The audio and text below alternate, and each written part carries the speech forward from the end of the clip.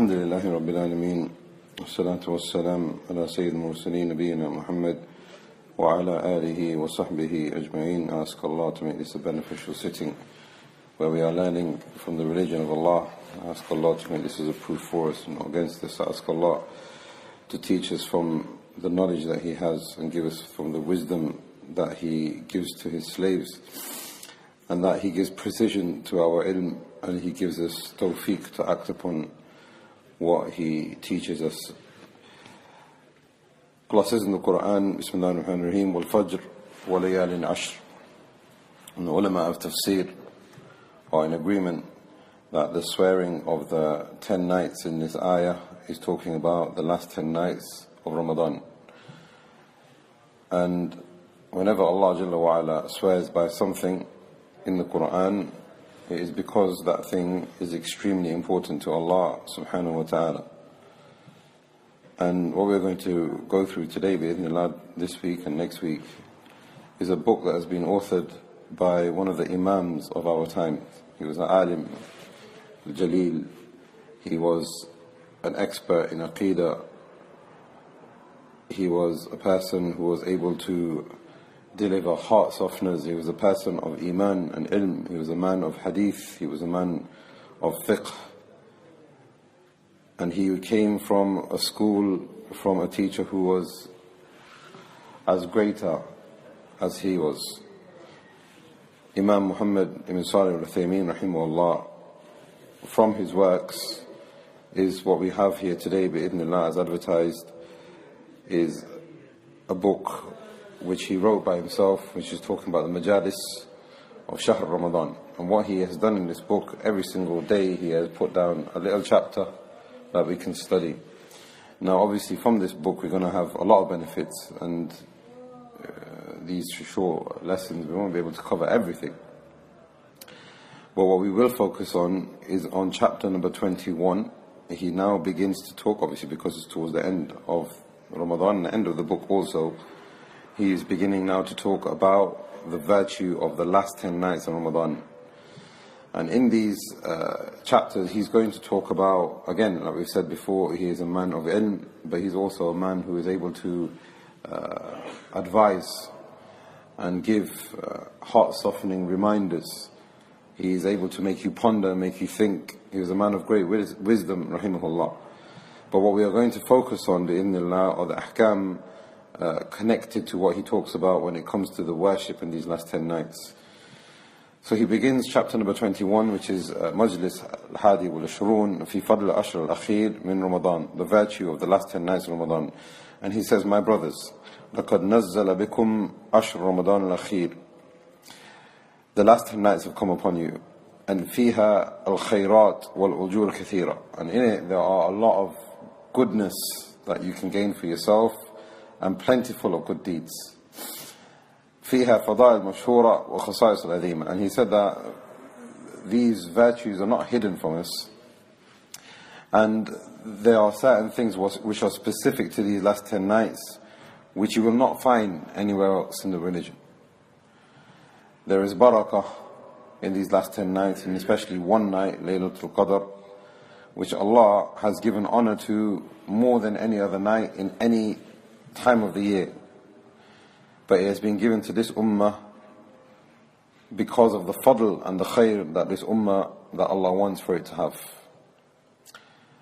And Allah talks about this in Surah Dukhan, Inna anzal Bismillah ar-Rahman ar-Rahim, Inna anzalna fi laylatin mubarakati inna kunna munzirin. Allah has revealed this book in a blessed night, and in it there is a warning for everything. Fiha yufraku kullu amrin hakim. And everything in that night is going to be decreed. I'm going to talk about that. Amra min indina inna kunna mursalin. This is a command from your Lord, and Allah is the one who sends these commands. Rahmatan min rabbik. Why is this night being given to you? Is it because Allah wants you to have sleep deprivation? Is it because Allah wants you to go through difficulty? No, Allah has given you these last 10 nights Rahmatan min rabbik. Innahu huwa as-sami'ul alim.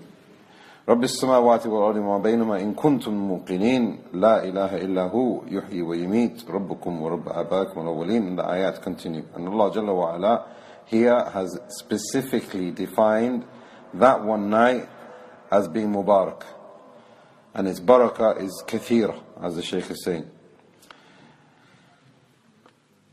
It's a night, as we have seen in these ayat, فِيهَا يُفْرَقْ كُلُّ مِنْ أَمْرٍ حَكِيمٍ. Ibn Uthaymeen rahimahullah says it's a night when the decree is transferred from the Lawh al-Mahfuz. What does that mean? It means 50,000 years before Allah created Adam, Allah knew, Allah wrote, Allah willed, Allah decreed, Allah created everything that was going to occur until Yawm al-Qiyamah. He told the pen to write and it wrote. So the pen said, ماذا أكتب? What shall I write? And Allah Jalla wa Ala said everything until Yawm al-Qiyamah. This happened 50,000 years before Adam was created. This was all now recorded in Lawh al-Mahfuz. Can you imagine the size of this book? Can you imagine the importance and the blessings of this book with Allah? On this night, this book is now going to be referred to again.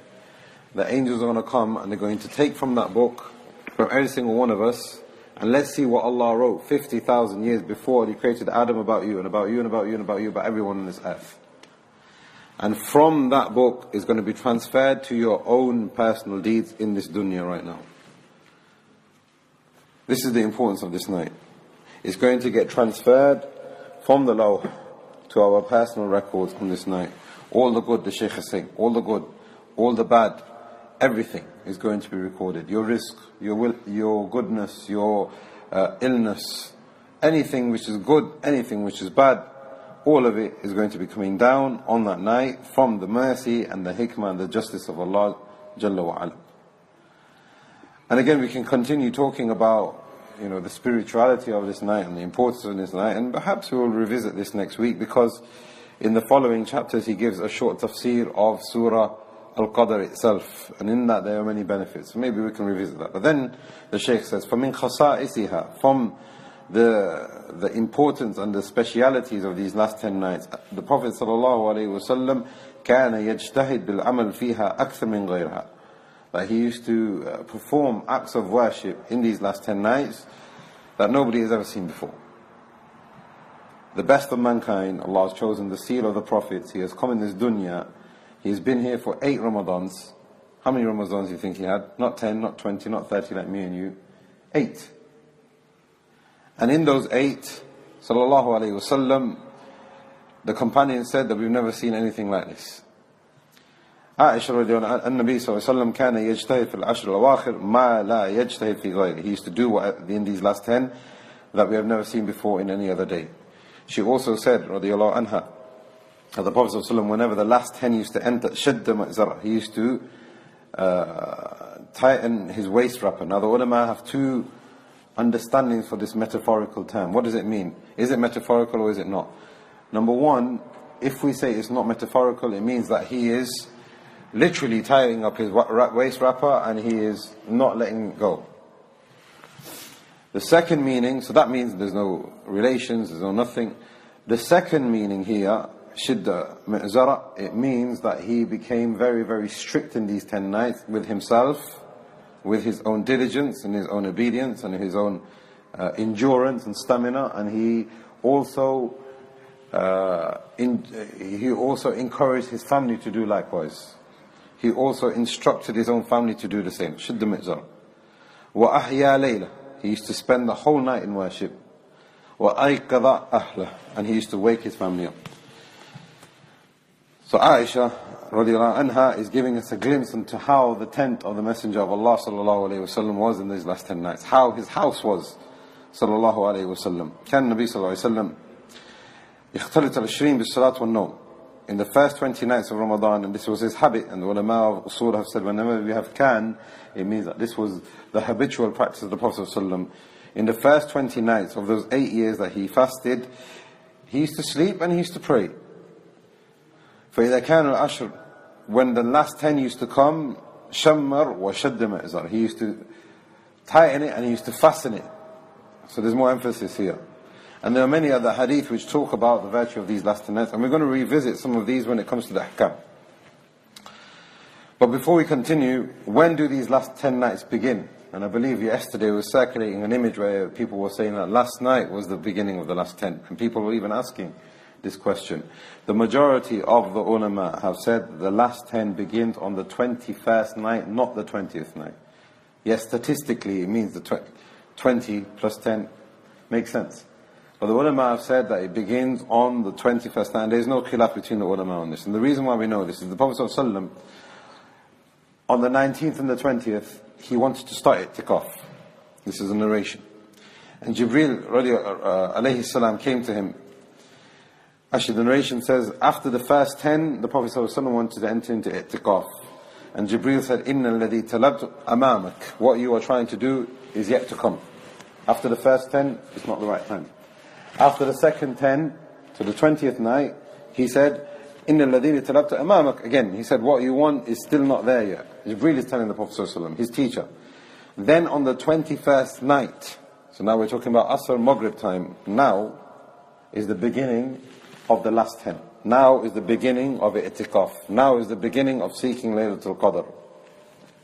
And there's another narration, this is in Bukhari, حَتَّى إِذَا كَانَ لَيْلَ إِحْدَى وَإِشْرِينَ. Until when the Prophet ﷺ came to the 21st night, وَهِيَ لَيْلَةِ الَّتِي يَخْرُجْ مِنْ صَبِيحَتِهَا مِنْ إِتِقَافِهِ. This is the night when he came out, or he used to habitually come out from his house and set up his tent. This is when the Itikaf of the Prophet ﷺ used to begin. So the ulama have taken from this that the last 10 night begins on the 21st night after Salatul Asr. And this is the opinion of the majority of ulama. The Hanabila say that it begins on the 20th after Salatul Fajr. But the correct opinion is that of the majority, because we can understand this hadith in this manner. And this is in Bukhari. These last 10 nights, and this is another issue where people seek to limit themselves, and this is something that I want to highlight because this is a huge misconception and it's a huge downfall for the Muslim Ummah, is that when do we seek these 10 nights? Now the majority of the ulama have said that there is emphasis in the odd nights. And this is where the downfall comes, because people don't understand what the odd nights mean. Laylatul Qadr is more than likely going to happen in the odd nights, and this is the opinion of the Shafis and the Hanbalis and the Malikis and Ibn Taymiyyah and Ibn Uthaymeen, Ibn Baz, and many from the ulama have all said that this is most likely. To the extent that some of the ulama have said that just seek it in the odd nights. But this is again now misinterpreted by the lay people. What's their dalil? We'll talk about their dalil first, and then we'll talk about what this misconception is. Aisha radiallahu anha narrated that the Prophet ﷺ said, "Tahri Laylatul Qadr fi witr min al-ashr al-awaqir min Ramadan." Seek it in the odd nights, in the last 10 nights of Ramadan. That is explicit. The Prophet ﷺ is telling us, odd nights, seek it. There's also a hadith of Ibn Abbas, "Iltamisuha fi ashr al-awaqir min Ramadan." Seek it in the last 10 nights. Wa Laylatul Qadr fi tasi'ah. It's going to be in the last 9. Or في سبعة تبقى, in the last 7.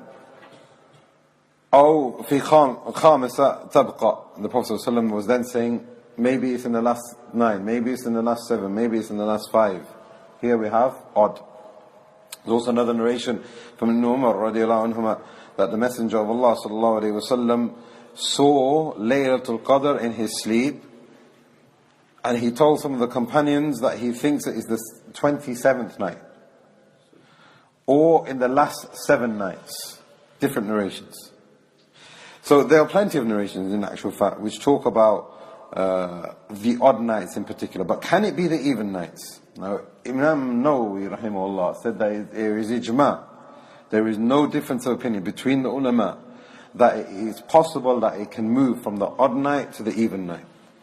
Even though you are seeking an odd night, but it is possible that it can occur in the even night. And it is possible that it could be in the 27th night now, but it could be in the 25th night next year. It could have been in the 24th last year. It could be in the 29th or the 28th next year. There is ijma' on this, that it moves, and it can move from odd to even, or even to odd.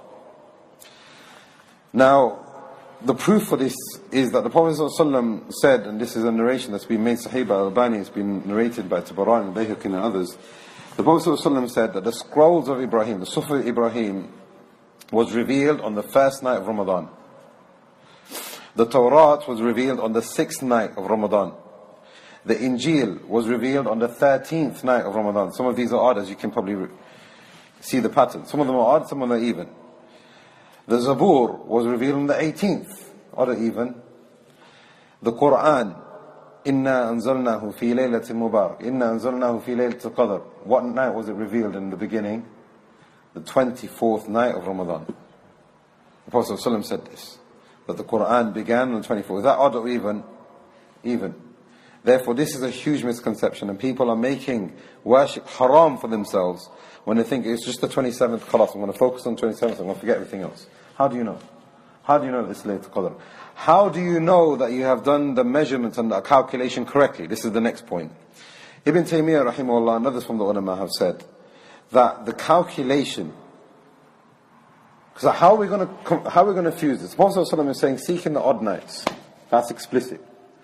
Laylatul Qadr occurred in the first instance of prophethood on an even night. How do we reconcile this? Is there an abrogation? There's not an abrogation. The ulama have said that the odd nights could be the odd night itself. So tonight is the 21st. So tonight is the odd night. Tomorrow is the even night, 22nd. Then Monday is 23rd, odd night. So if you calculate in that manner, which is what most of us do, therefore you can calculate the odd and you can avoid the even. But if you count backwards, like the Prophet ﷺ said, في تأسية أبقى في سابع أبقى وخمسة. If you are counting how many are left, then those even become odd. How? You have 10 nights left. The 30th, is that odd night or even night? There is 1 night left. There are 3 nights left. There are 5 nights left. This 26th now becomes the 5th. This 28th now becomes the 3rd.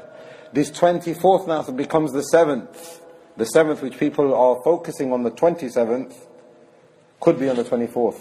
That's why some of the companions said, I swear by Allah. A companion is saying, I swear by Allah. That is not something to be taken lightly.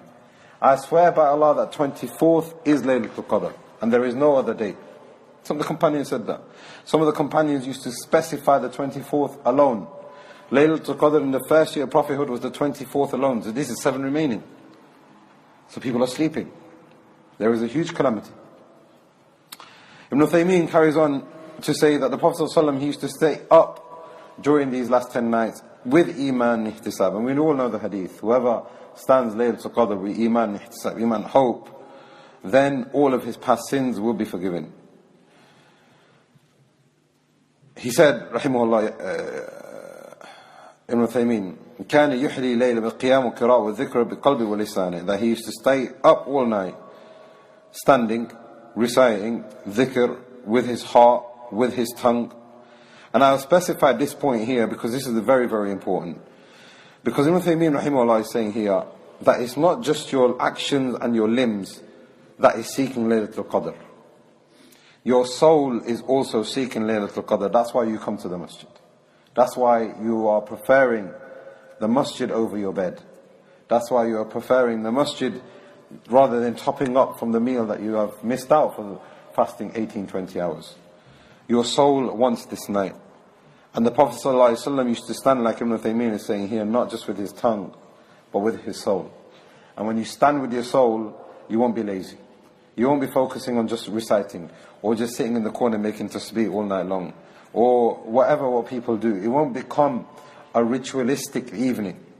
It will be an evening where you place your soul in front of your Lord Jalla wa Ala. And you will say to Allah, that these are your words, Allah, I am reciting your words on this night when it was revealed. Just like how you have revealed it from the beginning and it still remains that way right now. I am reciting your words, Allah, right now. I am speaking to you, making dua to you right now. I am making tasbih and tahmeed of you, Ya Allah, right now. I need these things from you, Ya Allah, and I will speak to you in a language that I know and I am comfortable with. The Prophet sallallahu alayhi wa sallam wa jawarihi li sharaf hadhihi al-layla wa talaban li laylatul qadr. He used to give importance to this night because this night needs that level of importance. And this is where the part of the hadith comes in, iman ihtisab. What is iman ihtisab? How can you have Laylatul Qadr accepted from you? Number one, you need iman. Number two, you need ihtisab. That is the only way you're going to have it accepted. So what is Iman? Iman is being upright in your Aqeedah with Tawheed. So if a person is seeking Laylatul Qadr and he is supplicating to other Allah, or he is worshipping other Allah, or he is asking somebody in the grave to forgive him on this night, may Allah protect us and our families, then there is no Iman in this. His actions are futile. Faith means upright Aqeedah and firmness in Tawheed. But Iman also means that he believes it to be wajib upon himself. And it also means from the statements of the ulama that he is seeking correct actions on this night. That is Iman. Because from the way of Ahl Sunnah is that your internal and your external are all connected. What is ihtisab? Ihtisab, this is the part where now you see Iman is from yourself, and that is your connection with your Lord. Ihtisab is the action that you have just given to Allah, and you think, khalas, this is what I put forward to you, Allah. The rest of it is the internal that I have hope in you. There is nothing else. I've sent the message. Has it got received? Has it got delivered? Has it got read? Is it going to be returned? Is there a reply? I don't know. This is the ihtisab. Ihtisab, you hope the reward from Allah, and you hope a freeing from the fire. Iman, upright Aqeedah, and Iman in itself, and actions. And ihtisab, knowing with full yaqeen that if I do this, my Lord is not going to disappoint me. My Lord is greater than that. My Lord will give me the Jannah that I am seeking on this night and a freeing from the fire. Ibn Uthaymeen rahimahullah said, what we know is that the Messenger of Allah sallallahu alaihi wasallam used to stand up all night. And this includes all kinds of good deeds. So it's not specific. And this is another misconception and a huge level of hirman and making deprivation to a person. So we find people 27th night, they'll go to the masjid, they'll pray Salat Tarawih, they'll come home and it's a normal night. But I've done something good, I prayed for an hour, that's fine. That's enough. The Prophet ﷺ ahya layla, which means that he used to variate in the good deeds. And we will look at exactly how the Prophet ﷺ, we can, through the different narrations, know how long he actually stood. When the Prophet ﷺ prayed Salatul Isha, when the Prophet ﷺ prayed Salatul Fajr, with the timings that we have today, we can calculate that. We'll talk about that in a minute. But before that, in these last 10 nights, he variated. And this is a very important point. Salat, dua, dhikr, recitation, ilm, sadaqah, sealing times of kinship, whatever. You do that with the goodness of seeking closeness to Allah. This is all worship. Feeding your neighbor, worship. Moving something harmful from the path. Being conscious with Iman and ihtisab that this is Laylatul Qadr or possible. All of this is worship. But one of the biggest things was Tahajjud. One of the biggest things is that he used to stand all night. I'm calling this Tahajjud. Because now I want to ask you a question. Is there a difference between Tarawih, Tahajjud and Qiyam al-Layl? Zubayr might know the answer to this. Is there a difference? Tarawih, Tahajjud and Qiyam al-Layl. Is there a difference? There's no difference. So why do we call it Tarawih and Tahajjud? We don't know. It's all Qiyam al-Layl. Tarawih, the name is given later on because they had a rest between the cars. Good, okay. So there is a delicate difference. Tahajjud will be but no rest. Tarawih will be a rest. All of these have been introduced afterwards. The standing of the Prophet ﷺ is on the hadith of Abu Dhar. And it's a long hadith. This has been narrated in Ahmad. And there are other narrations which now give us an insight. Because what we need to do is find out what did the Prophet ﷺ himself do. And we can only do this by piecing up this jigsaw. Abu Dhar narrated, Sumna ma'a Rasulullah. We kept the fast with the Prophet ﷺ, Ramadan. When it became Maghrib time, we broke our fast. And we went home. Now, when it became, now this is another very important point now. Abu Dhar is narrating this hadith because throughout the Ramadans of the Prophet ﷺ, it was just a normal day. There was no such thing as Tarawih. The only added component in your life would be fasting. That's what Abu Dhar is saying here. So your Fajr would be normal, your Dhuhr would be, your routine was absolutely normal. There was nothing new about your day except that you were fasting. So you will go home after Maghrib, you will eat your food, you'll come back and pray Salatul Isha, you'll go home and you go to sleep. Normal. Just like you would do outside Ramadan. Abu Dhar is now saying here, when it became the last 7 nights, فَقَامَ بِنَا, he did something we've never seen before. The last 7 nights, when is this? 27th or the 24th? You see now, misconceptions, even and odds. It was an even night, Abu Dharr is saying. It was an even night and he stood with us. And we began our prayer after the first third of the night has disappeared. Now, let me put this into context right now. Ibn Taymiyyah rahimahullah said, Ammatul Ramadanat. He's made a plural of Ramadan. Ammatul Ramadanat ala ahdi Rasulullah sallallahu alayhi wa sallam kana fi sayf. Or kanat fi sayf. What does that mean? The Prophet sallallahu alayhi wa sallam fasted 8 Ramadans. All of them were in summer. How many Ramadans have we been fasting now in summer? It takes a long time. 10 years, maybe 15 years. The Prophet sallallahu alayhi wa sallam fasted 8. That means every year, after it began, it moved 10 days. So say, let's for example, it started in August. When he passed away, it would have been in July. More or less. It's not moved. So now, when we have that information, we can look at now, what is Salat al-Fajr in Medina right now? Today, it's approximately 4 o'clock. Is there going to be a difference? The 4 o'clock Fajr in Medina today was the same 4 o'clock Fajr in Medina 1440 years ago. The Prophet ﷺ, according to our digital timing, would have prayed Salatul Fajr at 4 o'clock approximately. Salatul Maghrib today is around 7 o'clock. Salatul Isha is around 9, 9:15. Therefore, the Prophet ﷺ would have broken his fast at 7 o'clock. He would have begun his fast at 4 o'clock. And this hadith of Abu Dharr, he said that after a third of the night had gone, he led us in prayer.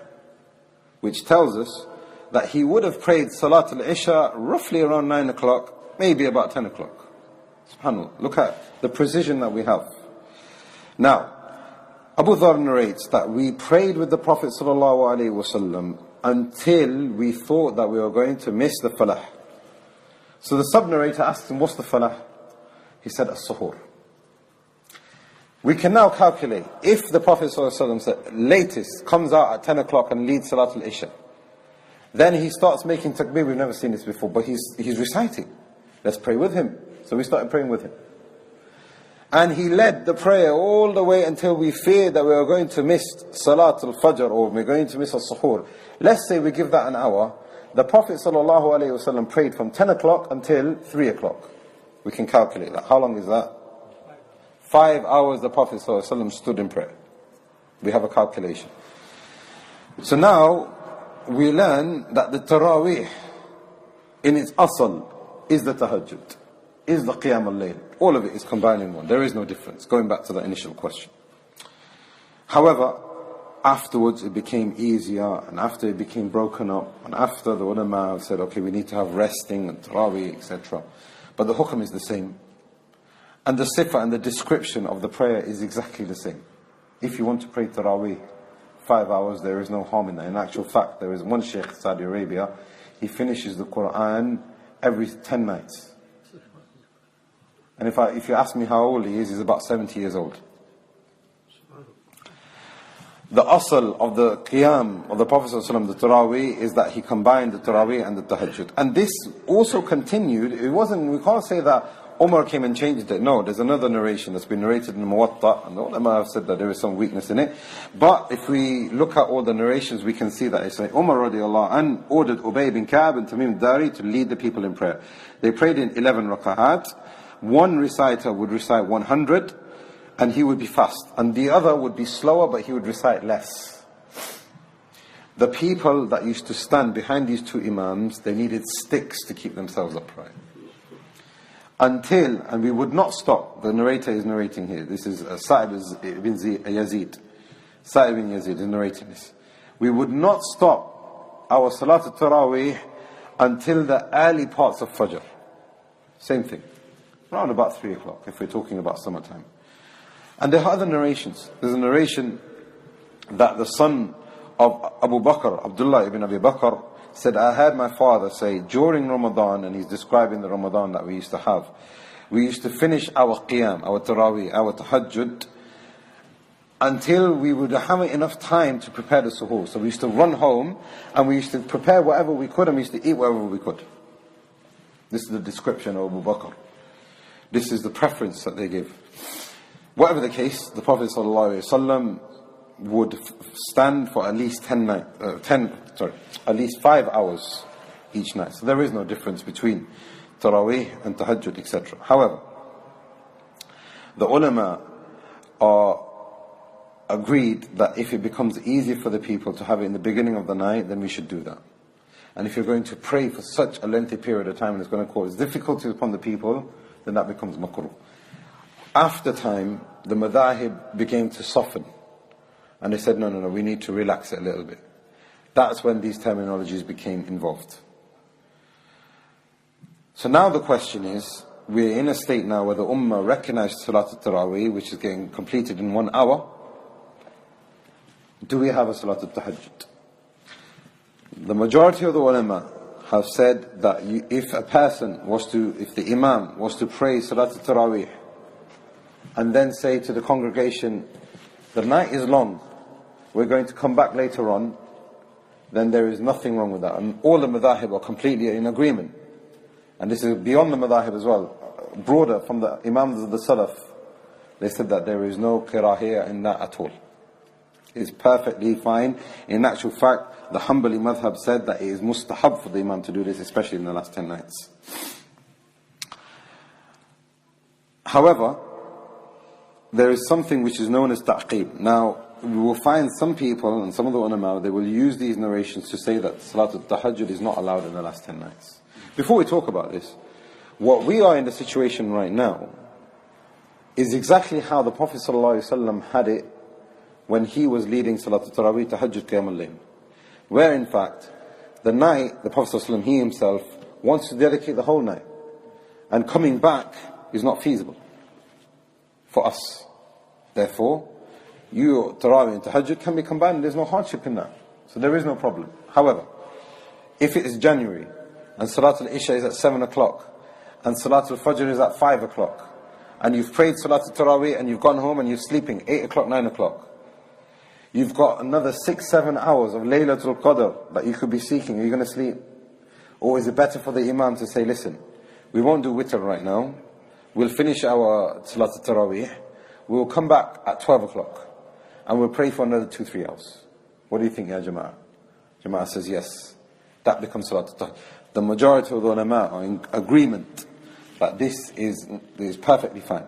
And it is halal. It's and some of the ulama have said it is mustahab. It's actually recommended for you to do this. There is one thing which is narrated with the imams of the salaf, which is known as ta'qib. Sufyan al-Thawri said, ta'qib muhdath. Ta'qib is an innovation. Ta'qib means to hold a second jama'ah after Salat al-Tarawih. Ta'qib, yani aqaba, yani another one after. He said, this is muhdath. But in the remaining statement he said, وَأَكْثَرُ الْفُقَهَاءَ عَلَى أَنَّهُ لَا يَكْرَهْ بِحَالٍ. However, the majority of the salaf at that time have said that ta'qib, coming back, is not makruh at all. In no given circumstance that is makruh. I think it's an innovation. Majority of the ulama, no, it doesn't. Now, we have one of the imams of the salaf. In actual fact, there are others from the salaf who said that ta'qib is not allowed. But this is a problem, because we have to give it justice. We have to be academic. We can't just ignore it and say the majority said it. Shaykh Albani said it's bid'ah, so we're just going to go with that. Shaykh Uthaymeen and Fawzan said that is good, let's just go with that, ignore that. We can't do that. We have to look at it. Ibn Qudamah rahimahullah said, ta'qib, what is ta'qib? Ta'qib is when the salat, the first congregation has been concluded with the witr. You've prayed Salat al-Tarawih, whether it's 20, whether it's 11. You've prayed, you've done the witr, you've done the qunut, you've done everything, and then you've locked the doors of the masjid. Then to have another jama'ah afterwards, that would be makruh. Because you've concluded, why are you coming back? The Prophet ﷺ told us to make witr the last prayer. Why are you coming back? You've done it, you finished. Ibn Qudamah is saying here, وَهُوَ أَن يُصَلِّي بَعْدَ التَّرَاوِي النَّافِلَ أُخْرَى جَمَاعَةً. That you have another jama'ah after everything has been concluded, that is makruh. However, if the first jama'ah has not been concluded, Ahmad أنه لا بأس به. Imam Ahmad said that there is nothing wrong with that at all. Imam says, come back, We're going to conclude the witr, we're going to have another extended prayer, and we're going to conclude that there's nothing wrong with that. So what happens in the harams today is not an innovation at all. And how we know that it's not an innovation, because a person will say, well, yes, okay, the Prophet ﷺ, he prayed the full night. The haram is not doing that. They're having a break and they're coming back. Where's the dalil for that? Anas bin Malik. There's a narration here that Ibn Qudama brings in al-Mughni. مَا يَرْجَعُونَ إِلَّا لِخَيْرٍ يَرْجُونَهُ. There are people that will pray in the first beginning part. They will go home. مَا يَرْجَعُونَ. They are not going to come back in the last part of the night, except they are seeking a khair which is very good for them. Anas bin Malik, Sahabi Jalil. He has said that there is nothing wrong. He is actually saying that this is good. And there are many others from the ulama, from the salaf, who have said that this is, and some of them from the companions, including Umar radiallahu anh, who approved of this. And now we have a basis from the understanding of the Prophet ﷺ standing all night. We have a basis that the Taraweeh and Tahajjud, there is no actual difference. So you're just using semantics. If a person wants to pray 8 rak'at right now, after Salat al-Isha, and he says, you know what, at 2 o'clock I'm going to come back and I'm going to pray 4, and I'm going to have a witr with it as well. Is that Taraweeh? You can call it Taraweeh. Is that Tahajjud? You can call it whatever you want. All of it is the same Salat. It's nothing. And he is adding, and he has got the congregation with him. There is no harm in that. If he is going to be divisive, if he is going to pray the witr and then come back, then all of that, then that needs to be reviewed. But if everybody is agreed, there is no harm in that. Ishaq ibn Rawiya also has a statement. In أتم الإمام التراوي في أول ليل كره له أن يصلي بهم في آخر جماعة أخرى. This is the definition. If the Imam has completed, then it is makruh for him to come back again. However, if he hasn't, Anas, Sa'id ibn Jubair, and others from the ulama, now that the Imam Ibn Qudama is listing, none of them said it's makruh. And some of them actually said it's mustahab. Imam Shaykh Salih al-Fawzan, in making a refutation of those people who are saying tahajjud is a bid'ah, again, we're trying to be academic here and be balanced. He said this, what they are using is trying to use ta'qib, but ta'qib is not here because the Imam is not concluded. Therefore, it's an odd definition. Therefore, is Salatul Tahajjud now in its asal being legislated? Yes, because the Prophet ﷺ prayed for 5 hours. If the Imam wants to do this now, Salatul Isha today, 11:15. If he wants to pray until 2 o'clock, it's fine. The Prophet ﷺ did that. And if he says to you, he makes an announcement, the Prophet ﷺ told us to increase in the last 10 nights, and we're increasing our Salatul Taraweeh. Call it Taraweeh, call it whatever you want. We're just going to make a huge chunk of Salat. There's nothing wrong with that. But he has to be considerate of those people behind him. So if the people can't handle that, then he needs to think about, okay, maybe not 4 hours, maybe 3 hours, maybe 2 hours, maybe 1.5, whatever. The question now is, so now we have an asal. The question now is it permissible for him to come back? Then we have again the precedence from the Prophet, we have a precedence from the companions, we have the precedence from the early ulama of the Salaf. Ibn Uthaymeen in actual fact is quite balanced in this. He said, there is no dalil, so he shouldn't do. Why should he do that? The Prophet ﷺ, did he break it up? He didn't. So why should he do that? Ibn Uthaymeen is saying, the balanced view with him, he's saying that if you continue all the way, then that is being like the Messenger of Allah ﷺ. However, if you feel that you need to come back later on, then inshallah, there is no harm in that. It cannot be an innovation. In a nutshell, in a summary, it cannot be an innovation. Why? Because the Prophet ﷺ said, Salatul Layl, mathna mathna. Salatul Layl is optional. Pray 2 by 2 as much as you want. Therefore, there is no set limit. There is no set jama'ah. And in these last 10, it's completely open. Also, the Imam now, Shaykh al-Uthaymeen rahimahullah, this is now one of those things. Salatul Taraweeh and Tahajjud, etc. What you should be increasing in the last 10 nights. Also, now we have Salatul Itikaf. What is Itikaf? Itikaf, Ibn Uthaymeen rahimahullah said, Luzum al-masjid lit-tafriq lit-ta'atillah. This is very important because people are beginning Itikaf now. To stay in the masjid, to use all of your spare time to obey Allah. What does obey Allah mean? Just recite Quran? No. Just do tasbih? No. Go through your phone? Obviously not, but maybe. Ta'atullah is anything that Allah is pleased with. If you're in the corner, not disturbing anyone, you're on your phone, you're speaking to your family members to see if everything is okay, is that ta'atullah? Of course it is. You're doing what Allah has prescribed for you, has obligated for you even. Then you have 2-3 hours Quran. Then you'll have 1 hour break to go to sleep. Is that ta'atullah to go to sleep? Yes, if you have the right intention. Now I'm going to give myself a rest. I'm going to wake up and I'm going to set myself a routine. When I wake up after Salat al-Dhuhr or Asr or wherever it is, I'm going to devote another 2 hours in that bookshelf.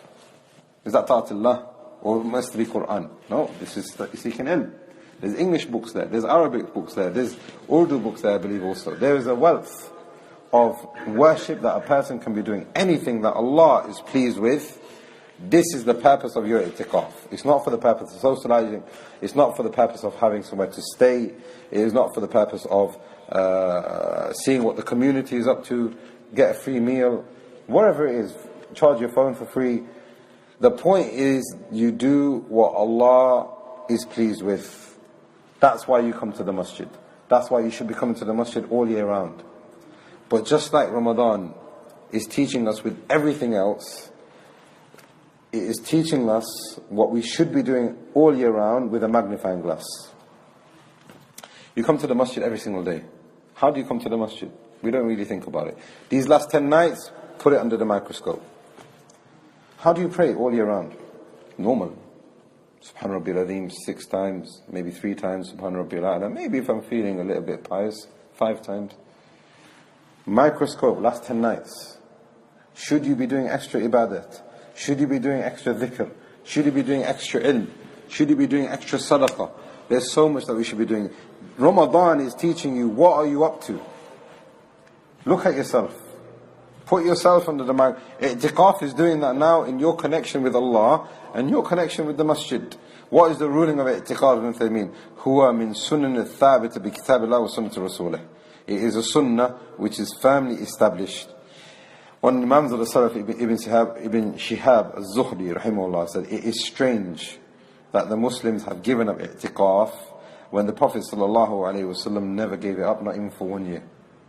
It has become one of those things that have become abandoned. And may Allah give us rectification, give us the steadfastness and the ability to act upon this. Within the ayat of Siyam, Allah talks about Itikaf. This is a benefit that Ibn Taymiyyah is talking about here. Itikaf has been given one of those specialities that is being mentioned in the ayat of Siyam. وَلَا تُبَاشِرُوهُنْ وَأَنْتُمْ عَاكِفُونَ فِي الْمَسَاجِدِ. Allah is talking about the ahkam of Siyam, but all of a sudden Allah talks about, within the ahkam of Siyam, towards the end, He talks about Itikaf. Aisha radiallahu anha narrated when the last 10 came in, the Prophet ﷺ used to perform Itikaf, and this was his habit until Allah took him. There are plenty of narrations that the Shaykh brings in, and we don't have time to go through all of them, but here we have the importance. Imam Ahmad ibn Hanbal rahimahullah said, لا أعلم أن أحد من العلماء خلافا أن الاعتقاف مسنون. I do not know any difference of opinion from any alim, from any generation, from any geographical location, except that they've all agreed that Itikaf is one of those sunnah that the Prophet ﷺ never left, and is firmly established in his Sharia. Why did the Prophet perform Itikaf? And we've just looked at this, but here we have some obvious hikam, and we've just talked about that magnifying glass. That's one of those obvious ones, or maybe a hidden one. But we have some other things that the ulama have outlined for us, and the Shaykh brings some of them. Why do people do Itikaf? Number one, people stay in the masjid to program themselves. Again, that microscope. I'm staying in the masjid for, obviously 24 hours. I'm going to sleep, let's say for 10 hours, maybe 12, maybe 14 hours. For the other 10 hours, what am I going to do? Okay, I think I'm going to recite Quran. Okay, let's recite Quran. How much, realistically, let's be honest with yourself, how much Quran on a daily basis outside Ramadan do you read? A page, half a page a week, Surah Kahf a week. Now, if that is your situation, I'm not judging, I'm just asking you. If that is your situation and you're going to spend 10 hours in the masjid, is it possible that you're going to spend 10 hours reciting Quran? Is that possible? You're not a switch, you're not a machine. It's not possible. If I say to you now, brother, how much weight do you push every single day? 5 kilos, 10 kilos, 20 kilos. In a month's time, I want you to push 100 kilos. You're going to do that? Yeah, 100%, don't worry about it. It's not possible. The human body physically is not possible, your iman is not possible. If I say to you, brother, how many lectures, how much books do you read? How many pages do you read a day from ilm? You should have a portion of your day. I'm not telling you that you should become Shaykh al-Islam, but at least one mas'ala a day, one page a day, one book a week. How much do you do? Maybe a book in a year, 6 months. You come to the masjid, you're spending 10 hours a day. I'm being very generous here, 10 hours. You should actually be less.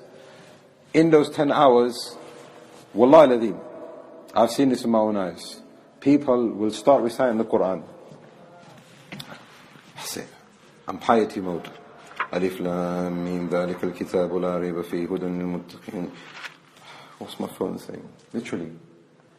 Again, they'll start reciting a little bit more. Dhalika al-Kitabu la rayba fihi hudan lil-muttaqin. And they will start dozing off. 2 pages in, they can't hack it. Can't hack it. 2 pages. They'll put the phone down. I've seen this, wallahi ladhim, people bathe longer than mine in Saudi Arabia. They'll put the mushaf there or the book there. No lie. The phone will come out and it'll just start flicking. And I'm only there doing my adhkar, whatever. I'm only there for a little while after salat, sitting there. And I've seen this over and over again. The point here is not to tarnish anyone. I'm not trying to say I'm any better. Ramadan is teaching us, why do you do itikaf? Why do you worship Allah? To program yourself. Put yourself under that microscope. If you don't have experience in worshipping Allah, gain that experience now. Start now.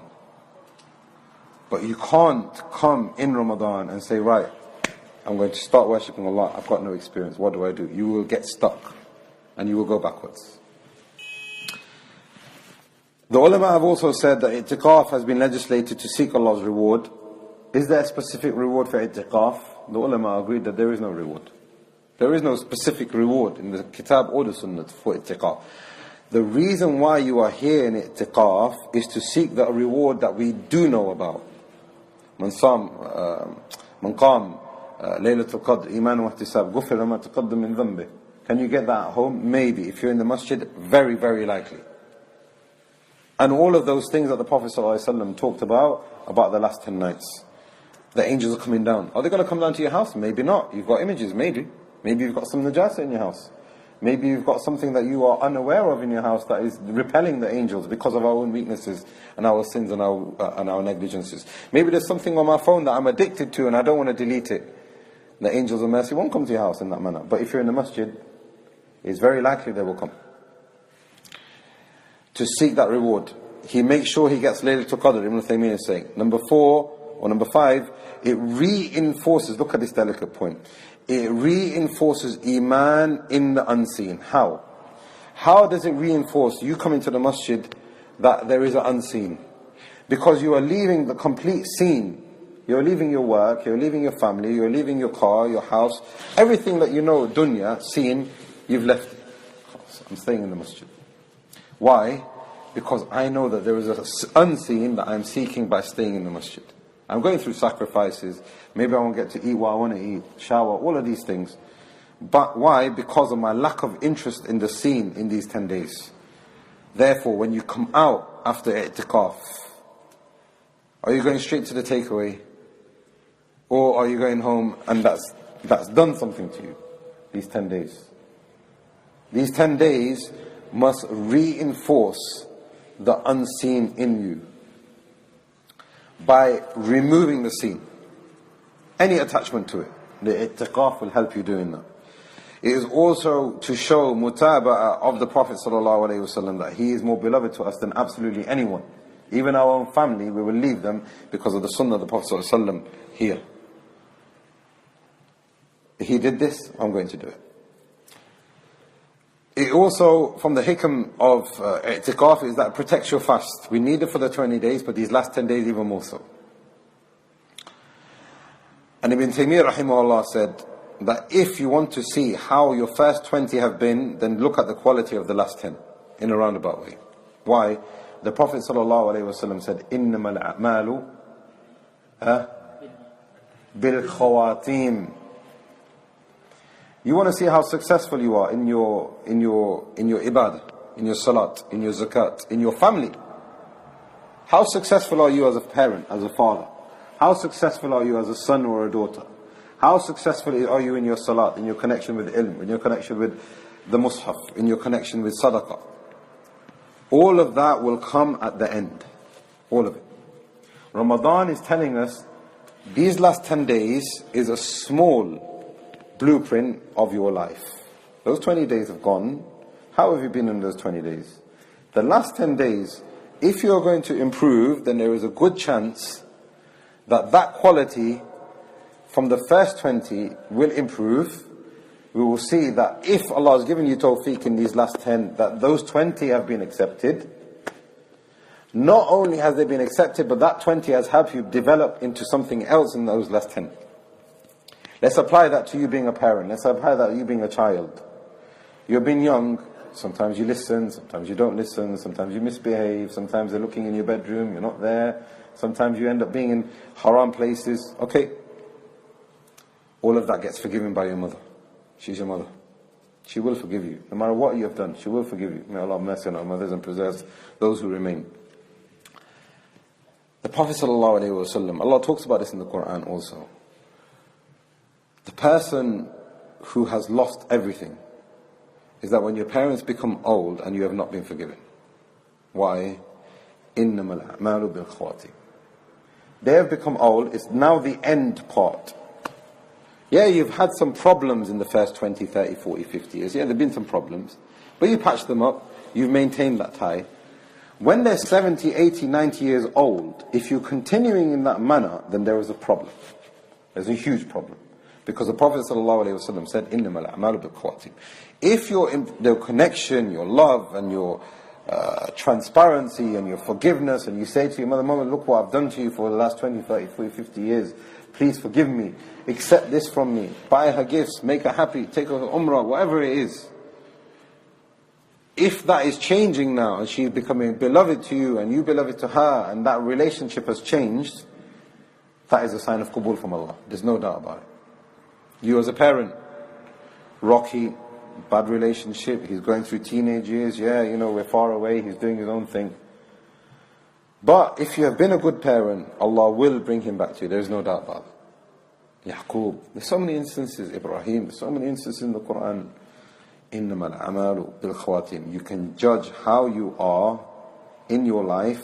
Has it been accepted? Was it good? Was it good from yourself? In the end. Itikaf is teaching us that.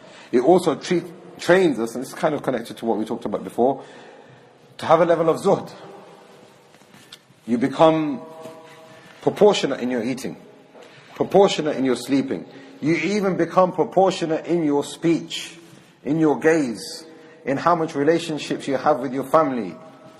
Why? Because you're connected to what? The dunya. After you leave, you're going to be connected to it again. Is it a prison that you have left? No. Because you have done something to your iman that no other religion can teach you. No other Lord can give you. No other book can prescribe for you. Ibn Taymiyyah says it is a must that when a person is in itikaf, he engages in what is beneficial and not for the sake of the dunya. He engages what is going to benefit himself and those people around him. The majority of the ulama, however, a fiqhi benefit here is that if a person sins and he becomes idle, his i'tiqaf is still sahih. However, there is khilaf. Some of the ulama have said, if you are not doing anything beneficial at all, then you might as well just go home. Your i'tiqaf is batil. Some of them have said, if you start sinning in i'tiqaf and doing good things as well, if you are sinning, batil. The ulama of the madhahib have different tolerance when it comes to how you should spend your time. However, just by sinning itself, 1-2 sins, your i'tiqaf is not batil, but what you need to do is you need to look at those lessons from i'tiqaf and improve on them. Follow-up question, is there a specific reward? No, there isn't, we just talked about that. Next question. What does a person do while he's making i'tiqaf? We've kind of answered that question already. What does he do? You get closer to Allah. But there's two other things. You avoid sin and you avoid desires. You avoid sin and you avoid fulfilling your desires. So again, this is reinforcing what we just said. I'm sorry if there's repetition, but it's important. If your nafs is telling you, you haven't been on Twitter for about 12 hours, your hand's twitching, what do you do in that scenario? You're in i'tikaf.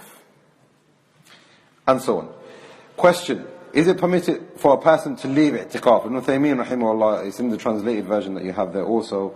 There are three scenarios. Number one, he must leave. It's absolute necessity. The majority of ulama have said that this is allowed. There is no harm in this. He needs to get something to eat. He needs to go to the toilet. Now, typically in Muslim countries, the bathroom will not even be in the building. It will be somewhere far away. This is how it is in Saudi Arabia. This is how it is in Pakistan. This is how it is in many other countries. And even in certain masjids here. You have to go to a separate building altogether, and this is from the ahkam of the masajid. We will cover that bit in another time. So, if a person needs to do that, the companions have to do that. They used to go out for toilet, for shower, for ghusl, for eating and drinking, etc. What about Jumu'ah? Can you go out for Jumu'ah? If the masjid that you're in is not doing Jumu'ah, then you have to go out, and this is permissible. Because you have to remember, there are Muslim countries that you can do Itikaf in, but it's not a jami'. Therefore, if you must leave, then you can. That's category number one. Category number two, Ibn Taymiyyah rahimahullah is saying, he goes out for the sake of another act of worship. So he's going to leave Itikaf for the sake of another act of worship. For example, I want to go visit somebody who is sick. For example, I want to go pray over a deceased person in his janazah. Is that allowed? Ibn Taymiyyah said that is not allowed. Some of the ulama have said that is haram. Some of the ulama have said that your Itikaf becomes batil in that scenario. The third scenario here is somebody leaves for the sake of just completely defying the Itikaf. And he gives an example. I'm in Itikaf right now. I get a phone call from one of my suppliers or customers. I want to go out. I'll be back in half an hour. I need to make this deal. Your Itikaf is batil. Because you are going out for the sake of trading. Family, you want to be with your family. Your Itikaf is batil. All of that would nullify your Itikaf. Can you renew it? Can you start again? Yes, you can start again. However, in those scenarios, your Itikaf. So the point here is, you are allowed to leave if there is a reason for you to leave. Another question. Is it permissible for a person to have Itikaf? Now this is what I'm saying for myself, because I won't be sitting for Itikaf for 10 days. But this doesn't mean that we can't do Itikaf. Is it permissible for a person to have an allotted time for Itikaf, or does it have to be a full day? Or does it have to be full 10 days? What's the answer? You don't have to. You don't have to. We were all agreed, and this is what the fuqaha, alhamdulillah, have said also. The majority of the ulama said there is no minimum, there is no maximum. This is Itikaf if you've got intention. If you think, okay, after Salat Asr there's a dars, it might be 1 hour, 2 hours, I'm going to stay in the masjid for 3-4 hours, it's Itikaf. And if you do this in the last 10, it is multiplied. Can a person... Okay, there are other ahkam when it comes to Itikaf, but we'll leave them. Another action that a person can do in these last 10 nights is to make ghusl in the evening. This is one of those sunan of the Salaf which a lot of people are not aware of or has become abandoned.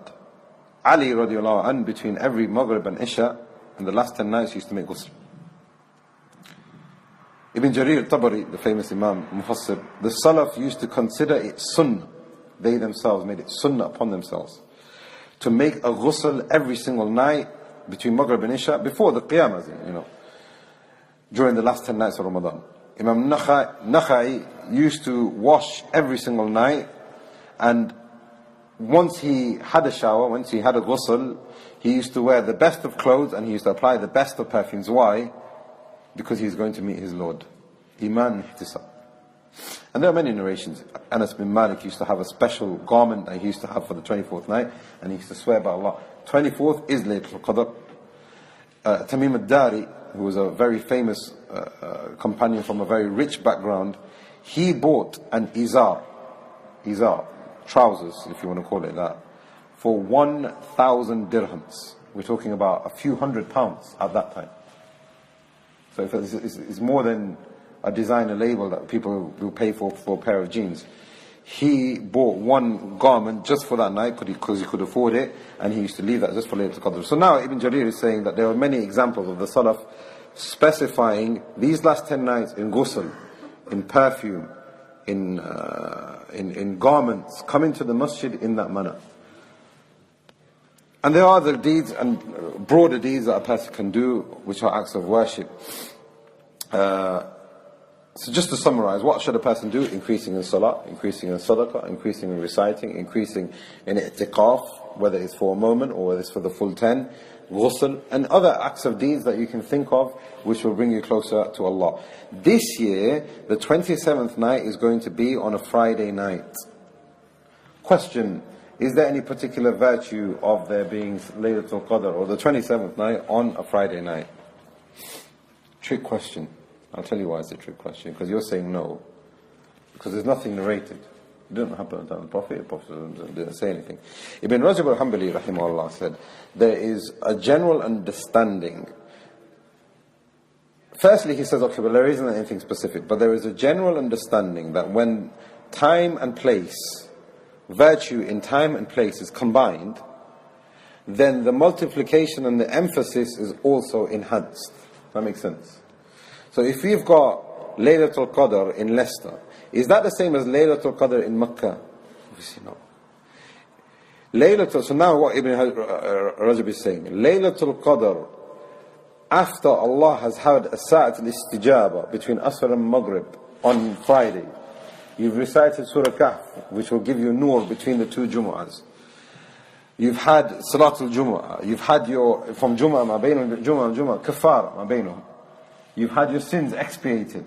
You've just finished all of that on a Friday, and then Laylatul Qadr could also be on that same night. Ibn Rajab is saying that it is feasible that that will have more emphasis with Allah. But we can't say for specific. So you can't start sending out text messages saying, yeah, tonight's going to be Laylatul Qadr, remember me. You can't do that. But you can have good hopes in Allah, that's number one. And it can be sensible enough for us to say that the general understanding, because this is how the Sharia works. It's not that you have to have specific for everything. And this is what Ibn Rajab is trying to teach us. طيب. After Laylatul Qadr, some of the ulama have said that we can gain an indication on the night itself of it being Laylatul Qadr. It will be a pleasant night. It will be a cool night. It will be a nice feeling and tranquility about that night. And the next day, the sun will rise, and it won't be hot, and there will be no rays. You can see the disk of the sun clearly. This is now indication from the Qawni. We've just talked about what you should do in the Shari in these last 10 nights. But there is also things happening around you in these last 10 nights, which could be an indication of there being khair in that night for you, even though that sign and indication doesn't have a hukm in itself. So the night will be peaceful, tranquil, maybe a nice cool breeze, maybe even some delicate rain. The next morning it will come up as a disk. And the ulama have explained why does it come up as a disk. Because every single day the sun comes up bayna qarnayn shaitan. And the shaitan has people worshipping him as the sun is rising and as it is setting. We know that. We don't pray after the Fajr, and we don't pray after the Asr, etc. But on this night, the ulama have said that from the hikmah and the mercy and the justice and the power of this night, also the power of Allah and His angels on this night, shaitan is not more debased and fleeing on any other night than this night. He is so far away. So when the sun actually does come out, he has no effect over the sun, and you can see the sun in its full disk. May Allah have mercy on Shaykh Muhammad. May Allah have mercy on him and illuminate his grave. May Allah elevate his status in the dunya and in the akhirah. May Allah make us of those who have benefited from him, rahimahullah. And may Allah make him of those people who are given the Jannah and gathered with the prophets and the righteous and the other ulama that he treaded in the footsteps of, rahimahullah. May Allah illuminate his grave and forgive him of his sins, and have mercy on him and shower upon him his mercy subhanahu wa ta'ala. هذا والله أعلم. صلى الله على نبينا محمد وعلى آله وصحبه أجمعين. Before we take Nabil's question, we have a question here. The sister is asking, this is completely off topic. She's asking though, if ijma, okay, this is very important though, by the way, because usul al-fiqh, some of the ulama have even said usul al-fiqh is more important than fiqh itself. Some of the Shafi'is have said that it is wajib upon us to study usul al-fiqh before how to make wudu and salah. This is why, and you'll see why. She is asking, If ijma has occurred, what's ijma? Ijma is when there is complete consensus between all of the ulama, east to the west, in one generation. In one generation. So we have the generation of the companions, all those after, or our generation. There is ijma now that ISIS are renegades. Ijma. There's not one alim, mu'tabar, recognized alim who will say, no, maybe they've got a view. Ijma. So this is ijma. That's why it's important. And it will continue until Yawm al-Qiyamah. If ijma has been set down and there is khilaf after that ijma, does that khilaf, is it fruitful? The companions have already agreed on something. Then there's been a difference of opinion afterwards. Or the other way around, there's been a difference of opinion between the companions. Then there is ijma. Do these ijmas, are they binding? Now you might think this is technical. I'll give you an example. For example, let's look at the first scenario. There is no ijma. There is no ijma, khalas, it's easy. Nobody can say that everybody, all the ulama agreed on this understanding. There's difference of opinion. Example. Where do you place your hands in salah? Does it have to be on the chest? Does it have to be on the chest? Why not? There's a difference, there's no ijma. What he has said, there is no ijma.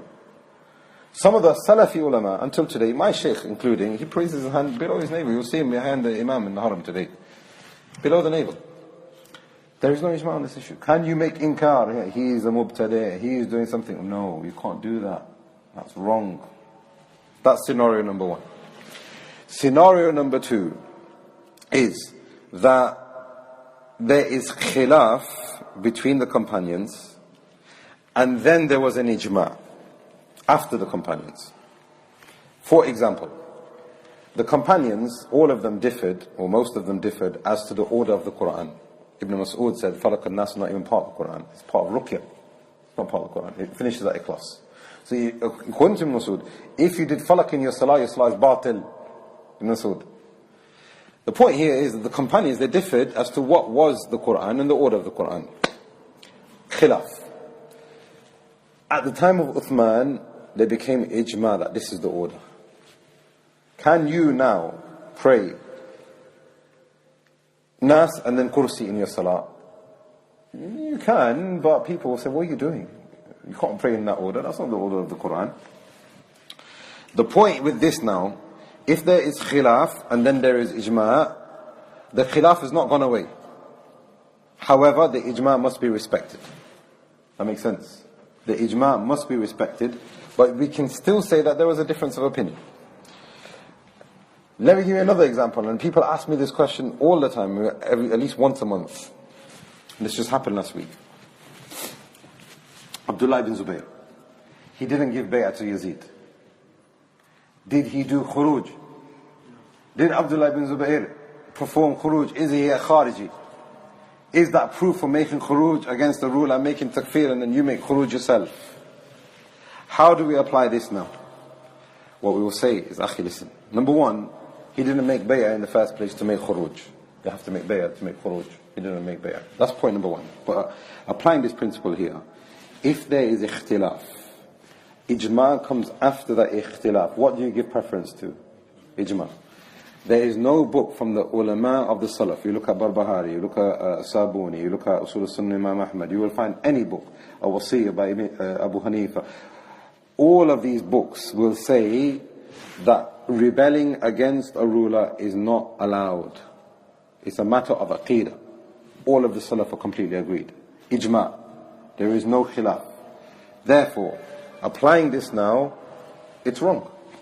That's why this principle and usul al-fiqh is very important. Okay, another scenario, there is ijma and then khilaf came afterwards. Is that khilaf valid? There was ijma, but then khilaf came afterwards. What do you think? Is this too technical? Huh? Let me give you an example. The ulama from the companions and the salaf are agreed, hijab is hijab. Hijab is hijab. إِذَا سَمَلْتُمُونَ فَسَلُوهُنَّ مِنْ وَرَاءِ hijab.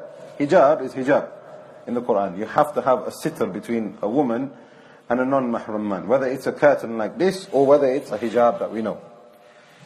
Today, they'll say, no, hijab means modesty. You can dress however you want, but just be modest. So now these people have given a new tafsir to what hijab means. There's ijma already there. Does this khilaf from this ijma, this splitting off from this ijma, is that valid? Ijma has already been set down. You can say whatever you want. Ijma is already there. So that's why this principle is important. Going back to this sister's question, if there is no khilaf, there is no ijma. If there is no khilaf, ijma has been set, you can't contradict that. If there is khilaf in the beginning and then ijma afterwards, the khilaf has not gone away. But we have to respect the ijma. If there is ijma and then khilaf comes afterwards, that khilaf is completely batil. Question number 2. What is zakatul fitr and how? Now the reason why this question is asking me right now, and I don't want to publicize this too much, but this is completely away from the masjid. There are over 14 families in Leicester that I know of, maybe 15 actually now, that are borderline poverty. And people are going to come to our masjid and they're going to put £3 in the zakatul fitr box, fitrana box, not even think about it, and say, Massalam. Alhamdulillah, I've done my fitr. To the extent that I know one person in my family, a very elderly family member, they ask me, what is this fitr? All my life I've just been putting money and I don't even know what fitr is. They don't even know what fitr is. They think it's putting money in a box. That's how much of a substitute it's become. Fitr is to give staple food, and now this is khilaf, we're going to talk about this next week, bi'idhnillah, but it's to give staple food. What do you eat at home? I don't want to be too personal, but just general. Rice, pasta, potatoes, chicken even, according to the correct opinion, chicken, very good, yes. Lentils, chickpeas, samosas. Can we use samosas? Now, Fish, yes. Can we use samosas though? It has to be staple food. It has to be raw ingredients. Ingredients I give to you that is weighed and stored. I buy a bag of potatoes, I'll give you the potatoes, khalas, it's done. I can't make mashed potatoes and give it to you and say, here's your zakatul fitr. It doesn't work like that. I have to give you the ingredient. This is zakatul fitr. Now, I was going to buy a sa'. You can actually buy it in one of these shops. A sa' is actually a measurement. It's a scoop. When you fill that, that's a sa'. So now, if you've got a potato, one potato might actually be a sa'. It's possible. It's a really big one. It's possible. So I can't say to you, 3 kilos of potatoes, 3 kilos of lentils, and that is how it works, 3 kilos of each. That's not how it works. However, what I will say is if you give 3 kilos of potatoes, you have done your zakat al-fitr and you've gained extra from the extra that is there. So I will say as a benchmark, and this is what our Sheikh Salih al-Haydan used to say all the time, 3 kilos, just give 3 kilos. Even though something might be 2 kilos, something might be 1 kilo, which will fill that sa', just give 3 kilos. What's 3 kilos of potatoes? How much is that? £5? Something like that? Probably even less. If you give 3 kilos of staple food to a poor person, you have given your zakat al-fitr. Why do we give zakat al-fitr? Because on the day of Eid, because zakat al-fitr has to be done before Salatul Eid. On the day of Eid, is it nice that we go home and we have fish, and we have samosa, and we have pasta, and we have all these things? There's people who have not asked, but they are poor. Your next door neighbor. Your people in this masjid, my brothers and sisters. People in this masjid. They don't have food. They don't have money to pay their bills. There are people overdrawn and they don't know how they're going to get out of it. There are people like that. Tawakkal, you speak to some of them, they say, what am I supposed to do? These people need our help. So that's what I'm saying. I've taken them on myself. And then maybe the masjid won't even be happy with this because we have promised the money to go to Yemen. Very, very noble cause, don't get me wrong. But there are people, our next door neighbors, they need our help. Our brothers we're praying next to, side by side, they need our help. 3 kilos of staple food, whatever you choose, bring it, leave it in the office, and I will make sure, I need this by next Sunday, if you want to do this. I need this by next Sunday. 3 kilos per head in your family. So how many people in your family? 5? 3. How many kilos will you need to give? 9. Yeah? 9 kilos. But it has to be, okay, so this is the next question. Is it permissible for a person to give 1 kilo? So I need to give 3 kilos. So I think, okay, I want to mix it up. 1 kilo flour, 1 kilo pasta, 1 kilo fish. He can make himself a lasagna or something. Yeah? Can you do that? No, you can't do that. Because it has to be a sa', it has to be a scoop. You can't get a scoop of that, a scoop of that, a scoop of that, and then make it a scoop. It doesn't work like that.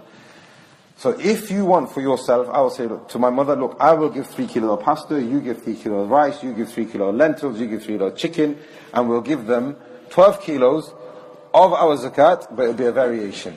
We'll give it to them on Sunday, Eid is going to be on Tuesday, they're going to be happy. They're going to have a nice meal. At least one nice meal. That's zakat al-fitr. So that's answered 2 or 3 questions here. Question number 4, I'm traveling. Okay, this is a question now, connected to Ramadan. I am traveling from the UK on Monday. Next Monday.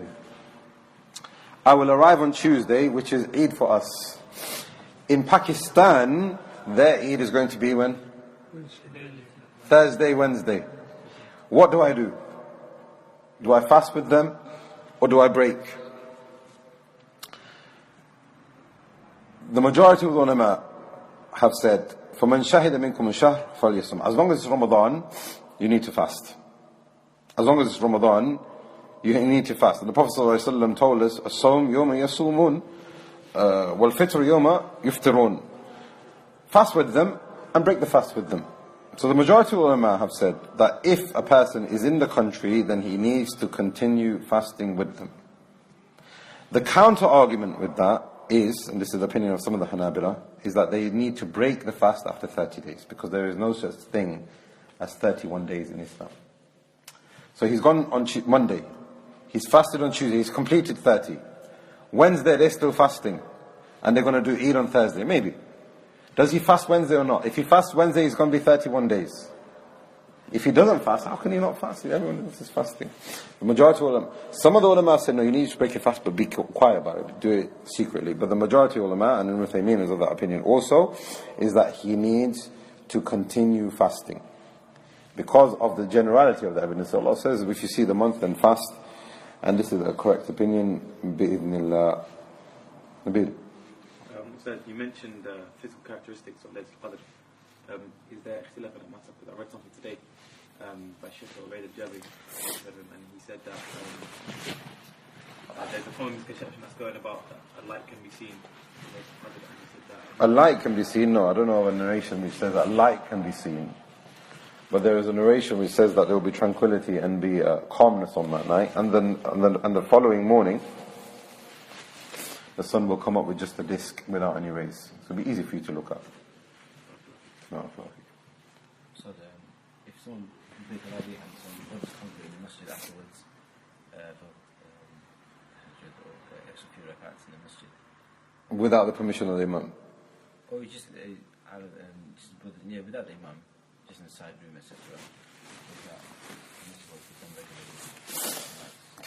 Okay, so the congregation has finished in the masjid. A small number of the masjid are saying that we're going to go to a separate room and we're going to carry on the prayers. If the imam is okay with that, then that is fine. If the imam has said you can do that, then that is fine. If the imam is saying you can't do that, then you're not allowed to do that.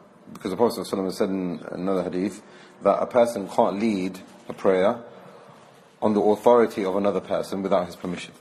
So if I come to uncle's house and it's Maghrib time, can I just start praying and I'm going to be the imam? No, it's uncle's house. He's the imam. It's the same scenario when it comes to the masjid.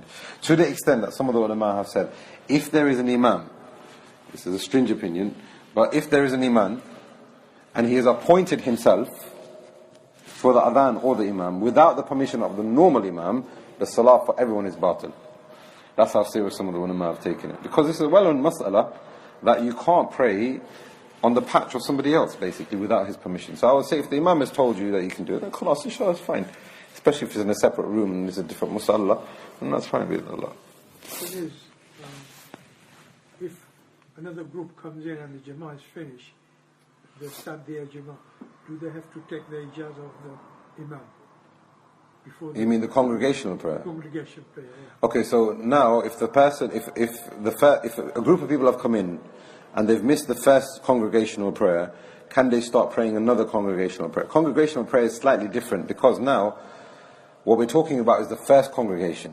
A group of people can't come in and say we're going to establish the first congregation by ourselves and forget what the local community are saying, forget who the local imam is, I'm going to do it. Can't do that. And this is all, if this is the salah, imagine about Abu Bakr al-Baghdadi. Look at the salah and look at what he's doing to the ummah. Huh? He's taken a whole country on himself. He's taken people from this country and said, you are my citizens now, without any authority. Who's given that authority? Allah bring him to justice sooner rather than later. So now, this is the first congregation. If it's the second congregation, then there is no harm in that, bi'idhnillah, because this is... the majority of the ulama have said that there is no such thing as second congregation. If you've missed the first congregation, you come and you pray by yourself. But the Hanabila have said that you can establish your second congregation because the Prophet ﷺ saw a man came in and he said, Man saddaqa hadha, who's going to give sadaqah this man? Abu Bakr stood, and they had a second congregation amongst the mints of the Prophet ﷺ. So that kind of thing is acceptable customarily. You know, people have come in. The normal imam's not going to say, no, what are you doing? You can't pray here. He's going to do that. Well, you shouldn't do that. Maybe we might find some masjid saying that, but you shouldn't do that. But it's this position, the mihrab, you can't overtake the mihrab. That's the person, that's the masjid's authority. When it comes to nafil prayers, it's slightly different because now we're talking about confusion. We're talking about confusion because sometimes the normal imam is not the nafil imam. So if people are coming in and seeing a side room and then they're seeing a main room, they're going to think, what's going on? You see, so now this is what I'm trying to say. You need to cooperate with the masjid, see what they're saying. If they allow you to continue, of course there's no harm in that, bi'idhnillah. Uncle Idris. You have already mentioned about janaza prayer Yeah. for the Itikaf. Yeah. If someone in the family, Immediate family. near family, Yeah. not immediate, maybe cousins or whatever. Yeah. If somebody passes away, Yeah. and person is doing Itikaf, can they go for These actions will break your itikaf, but it doesn't mean that you are sinful for leaving the itikaf. You see, there's a difference. So if you feel that you need to leave, you're allowed to leave, but what you need to do is come back and start your itikaf again with a new niyyah, because your itikaf is broken. So as soon as you leave the door and you think, okay, I'm going for a business transaction, or I'm going to take my family to the hospital, or I'm going for a janazah, or I'm going to visit somebody in the hospital, family member who is ill, your itikaf is broken with this niyyah now, because you've made that niyyah. Your niyyah is, I'm leaving for the sake of something in the dunya. But you can come back, and your place will be reserved, inshallah. Uncle. Let's hope doesn't happen. It's just- Allah preserve you. Allah preserve your family. Is it not desirable to pay in, cash rather than this Zakat al-Fitr, should we give cash or should we give food? At the time of the Prophet ﷺ, they gave food. There is no evidence from any time, even time of the Salaf afterwards, that they gave cash. The majority of the ulama have said you must give food. The Hanafi madhab said you can give cash. Why? Qiyas. Why? We want them to be happy. That's the main point. So if I'm going to give him £100, poor person, that's better than me giving him food. Because I might give him potatoes, he might not even like potatoes. But if I give him £100, he's going to be very happy. So the Hanafi madhab have used qiyas. But when we have dalil, you must follow the dalil. The Prophet ﷺ said, you must give a sa'a upon every Muslim or Muslimah, every free person, every even slave, every mature, non-mature, man, woman, every single one of us needs to give zakat. Even the person who is accepting the zakat must give zakat himself. That's how important it is. You could be poor, but if you can afford to give 3 kilos to another poor person, you must give it. Can you imagine that? You're accepting zakat with one hand, but you're giving zakat from another hand. That's the importance of zakat al-fitr. So the point here is, now, the issue what's happened now, uncle, in our country here, not so much, I was in Saudi Arabia. When I was living in Saudi Arabia, during the last 10 nights, the supermarkets would become empty in rice, in flour, especially rice. All of these things would be empty. 2-3 nights before Ramadan, you will not find anything in the supermarket. Why? Because people will come in their trolleys. Imagine, they've got big families as well. They will even make bags, 3 kilo bags of rice, and they will sell it like that. 15 riyal, I remember. Go and buy it. Person will come and buy 30 bags, and he's gone. Quickly the supermarket's empty like that. In Saudi Arabia, you will find people handing food over, literally. What's happened in our country, we've become very negligent. Listen, nobody is poor, and it is permissible with the majority of ulama to say, listen, there is nobody poor here, let me give you £3, you give it to somebody that you know that is poor in your own country. We've just become habitual like that. And we've lost the sunnah.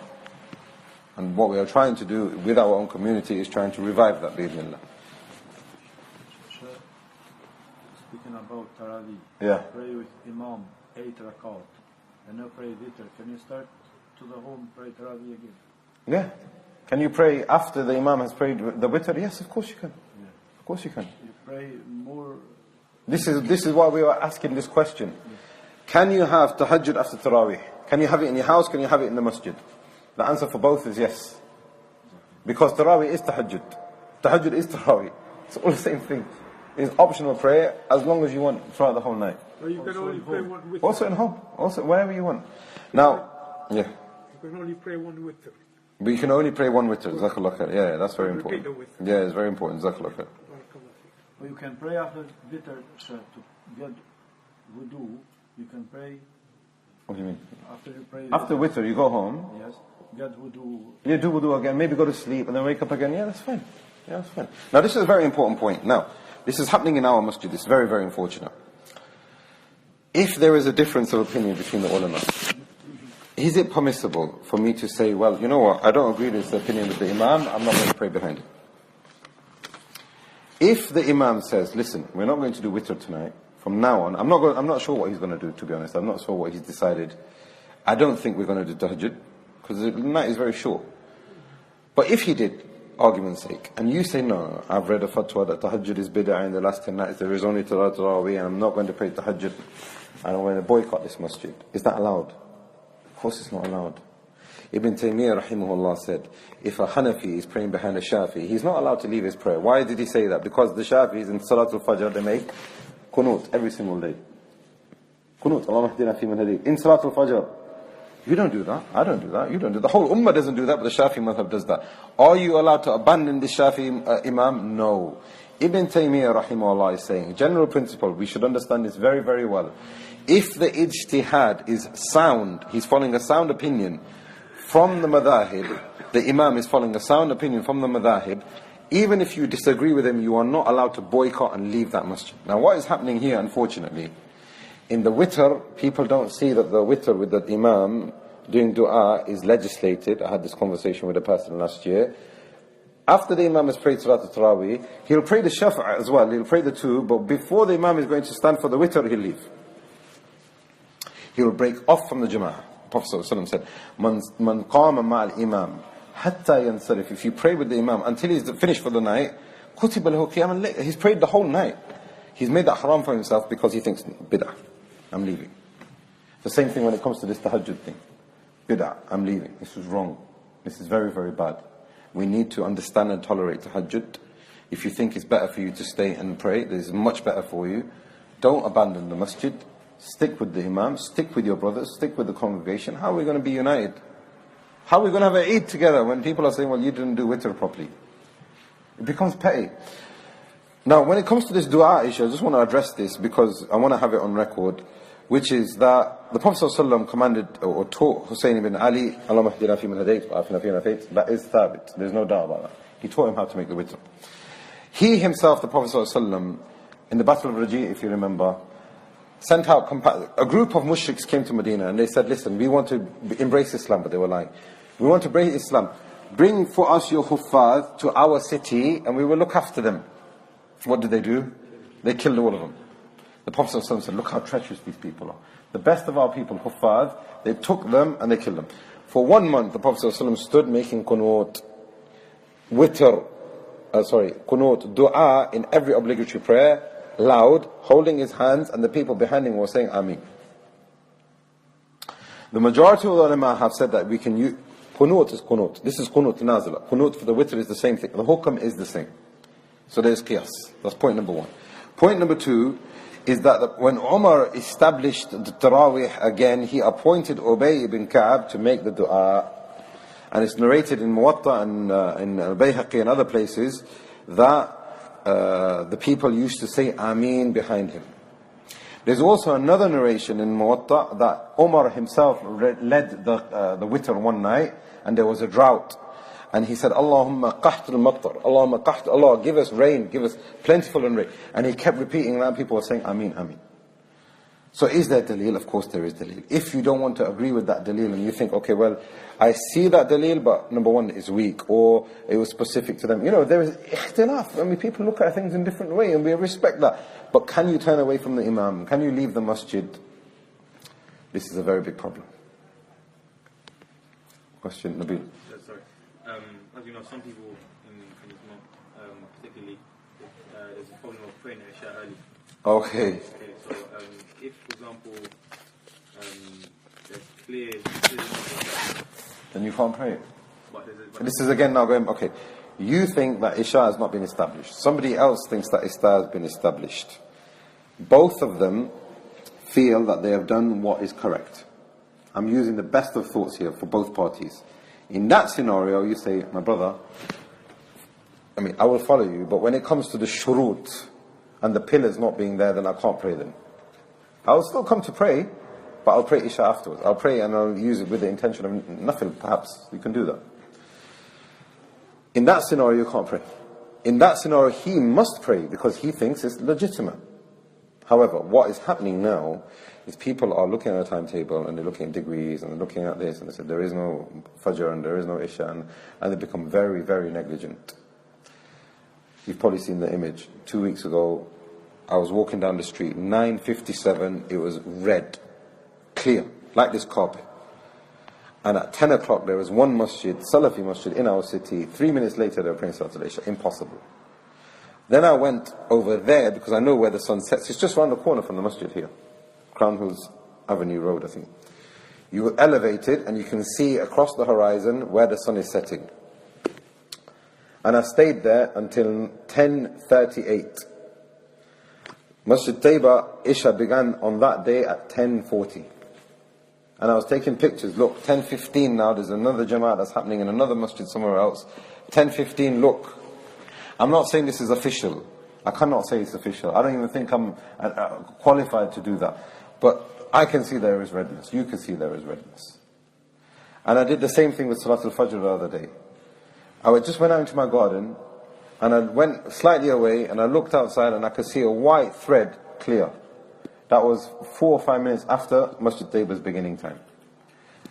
That white thread was there. There are other masjids who are still eating. Now, I'm not saying that you must follow my opinion. This is going back to this now. You have two opinions. He thinks, no, Ariff, I think you're wrong. Because of X, Y, Z. Allah bless you. Allah put barakah in your efforts. Allah put barakah in your masjid. You are doing what you think is right. Allah bless you. But if you are negligent, brother, you need to do something about that. But at the same time, I will disagree with you and I will do something slightly different because I think that this is the right thing to do. But I will not tarnish you, and I will not disgrace you, and I will not go around telling people what you're doing is wrong. But I will do what I think is correct, with respect. But if I'm negligent and you are negligent, everybody is negligent, just look at the timetable, then that is wrong. That is a big problem. And you can't pray behind people like that. Barakallahu feekum. We'll see you next week in the continuation. There's 2 or 3 chapters left. The Shaykh then is going to talk more in detail about Zakatul Fitr and he's going to talk about how we should end the month of Ramadan. Ask Allah to